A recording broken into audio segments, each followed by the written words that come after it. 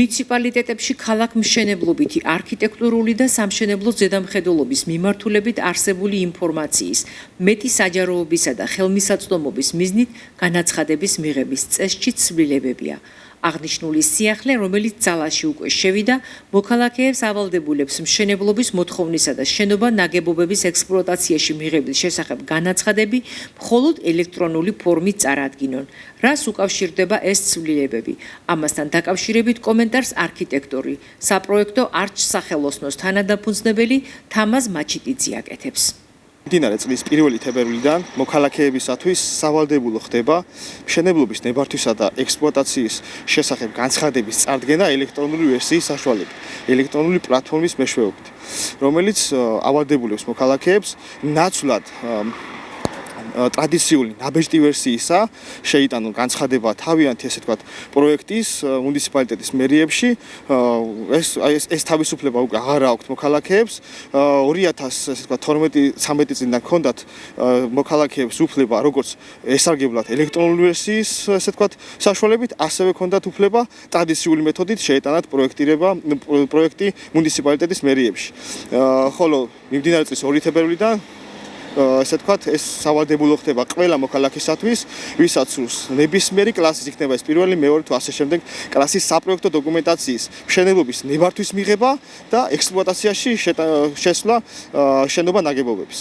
ჩემი აზრით, ეს ხელშეუწყობს იმას, რომ უფრო კომფორტულია, უფრო მოსახერხებელია მოქალაქეებისათვის საპროექტო მომსახურებების გაწევის შემდგომ ადგილზე საპროექტოებიდან ადგილიდან ესე ვთქვათ, გაუსვლელად გააკეთონ განაცხადი, შეიტანონ პროექტი ელექტრონული პლატფორმის მეშვეობით MS-დას მეშვეობით Letters.go.gs მეშვეობით რომელიც დაეხმარება მოქალაქეებს მარტივად და კომფორტულად ერთი სივრცის ერთი ფანჯრის ესე ვთქვათ პრინციპით შეიტანონ განცხადება მუნიციპალიტეტის ნებისმიერ მერიაში საქართველოს მასშტაბით აღსანიშნავია ის რომ აქამდე საშუალება ჰქონდათ მოქალაქეებს თბილისის, ქუთაისისა და ბათუმის მუნიციპალიტეტებში რომ ესარგებლათ ელექტრონული ვერსიით, ხოლო სხვა მუნიციპალიტეტებს ჰქონდათ არჩევანის საშუალება, მუნიციპალიტეტებში ცხოვრებ ადამიანებს ჰქონდათ არჩევანის საშუალება, ან ელექტრონულად შეეტანათ, ან ესე ვთქვათ ტრადიციული მეთოდით.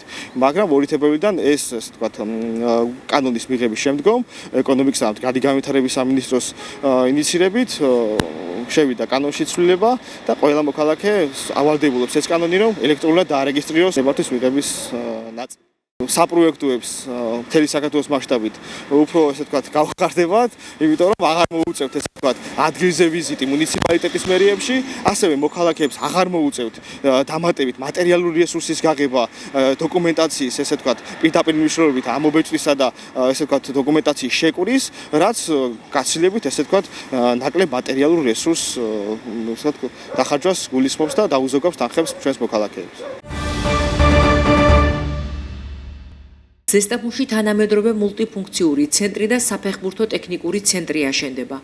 დაგეგმილი მშენებლობებისთვის გათვალისწინებული ტერიტორია ინფრასტრუქტურის მინისტრმა რევაზ სოხაძემ იმერეთში სახელმწიფო რწმუნებულთან ლევან ზალკალიანთან და ზესტაფონის მუნიციპალიტეტის თვითმმართველობასთან ერთად დაათვალიერა. ადგილზე განიხილეს პროექტის ძირითადი პარამეტრები და ის შესაძლებლობები, რომელსაც ახალი სივრცეები მუნიციპალიტეტის ახალგაზრდებსა და სპორტსმენებს მისცემს.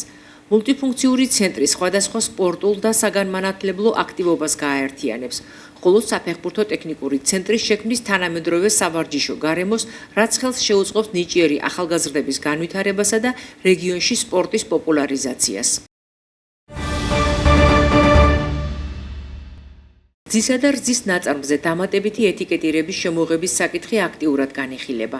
აღნიშნულთან დაკავშირებით, როგორც გარემოს დაცვისა და სოფლის მეურნეობის სამინისტროს ოფიციალურ Facebook გვერდიდან ვიგებთ, რძის სექტორის წარმომადგენლებთან სამუშაო შეხვედრა გაიმართა. შეხვედრაზე მხარეებმა მოსაზრებები გაცვალეს.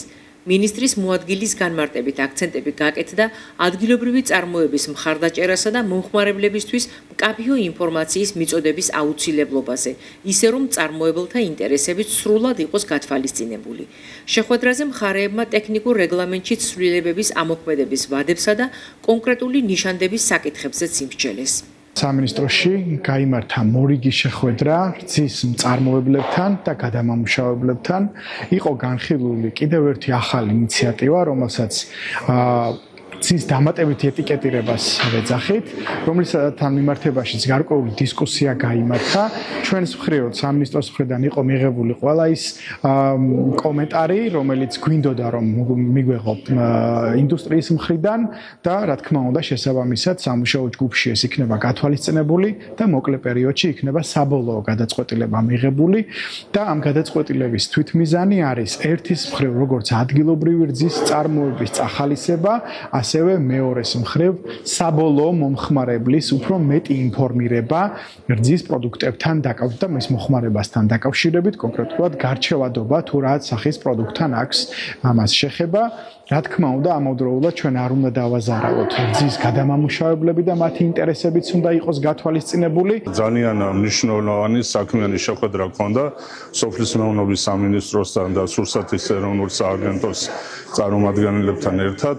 აქ ვიყავით რძის პირველადი მწარმოებელები, რძის გადამამუშავებელი საწარმოს წარმომადგენლები, სადაც განსახილველი საკითხი იყო რძის პროდუქტების ეტიკეტირების საკითხი.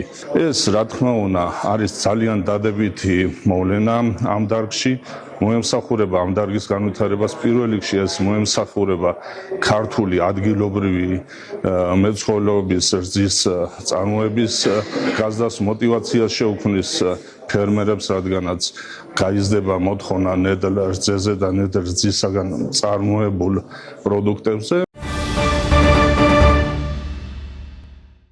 ნუკი არის ბევრგზის გამარჯვებული, ამიტომ ჩვენ გადავწყვეტეთ, რომ ნუკის მილოცდის გამარჯვება ბევრი წინსვლა უსულოთ, აუცილებლად იქნება მსოფლიოს მომავალი ჩემპიონი.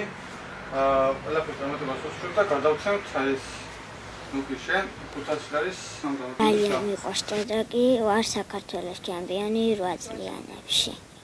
მინდა რომ გავხდე სოფლიოს ჩემპიონი, ვარ საქართველოს ჩემპიონი, საერთაშორისო ტურნირის ჩემპიონი. და ირაკლისთან ვეგობრობ. გამიხადა ირაკლისა მადლობა. მას ახლა მივიდივარ საქართველოს ჩემპიონატზე 9 წლიანებში. ნუკი გავიცანე ჯერ კიდევ 2 წლის წინ, ამ დროს მონაწილეობდა ჩემპიონატში, რომელიც მე დავაფინანსე. 15 გამარჯვებული იყო და ერთ-ერთი გამარჯვებული პირველ ადგილზე გავიდა თავის საპრიზო კატეგორიაში, თავის ასაკში.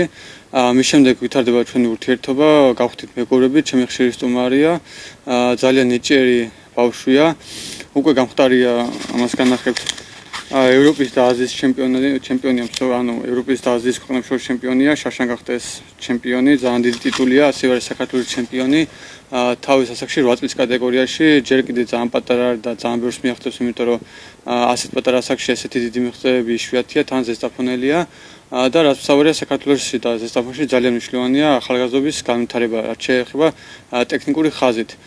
ჭადრაკი მოითხოვს ძალიან დიდ გონებას, ძალიან დიდ დაკვირვებას, ძალიან საინტერესო თამაშია.